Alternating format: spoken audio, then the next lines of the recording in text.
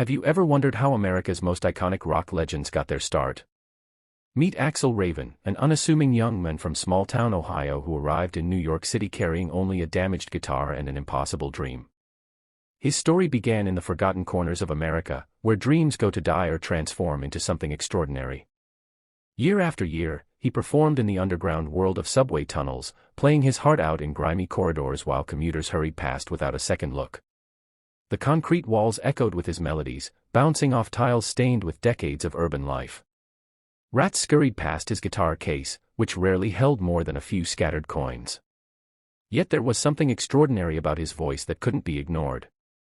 Gritty, unpolished, and saturated with emotion, his vocals told tales of lost love, defiance, and burning passion.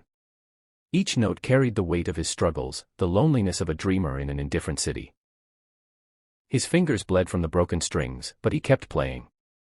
That voice had the power to freeze listeners in their tracks, even if just for a moment before they disappeared into the rushing crowd above. Everything changed one fateful evening when a record label executive, racing to catch the final subway of the night, encountered Axel's performance. The music was so captivating that he willingly missed his ride home and offered Axel a contract by sunrise. It was the kind of Hollywood moment that rarely happens in real life, yet here it was, unfolding in the depths of New York's underground. The executive, Marcus Sterling, had discovered platinum-selling artists before, but nothing had prepared him for the raw power emanating from this subway performer. He stood transfixed as Axel's voice transformed the dingy station into a cathedral of sound. The fluorescent lights flickered overhead, casting dancing shadows as passengers stopped mid-stride, drawn by something they couldn't quite explain. 12 months later, Axel Raven had transformed from an underground performer to a stadium headliner. His debut release, Steel Strings and City Bones, shattered sales records and launched a revolutionary chapter in American rock music.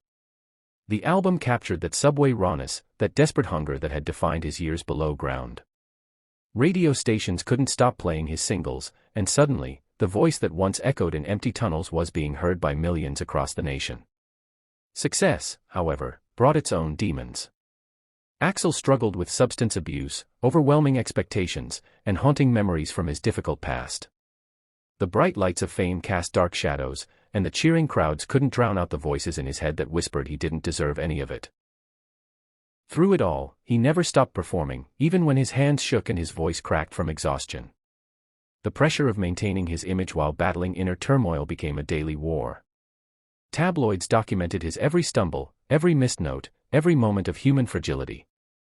Yet his fans remained loyal, seeing in his struggles a reflection of their own battles. His music became a lifeline for the broken, the forgotten, the dreamers still waiting in their own subway stations. Each show concluded with his trademark message, "To everyone who thought they'd never be heard, this one's for you."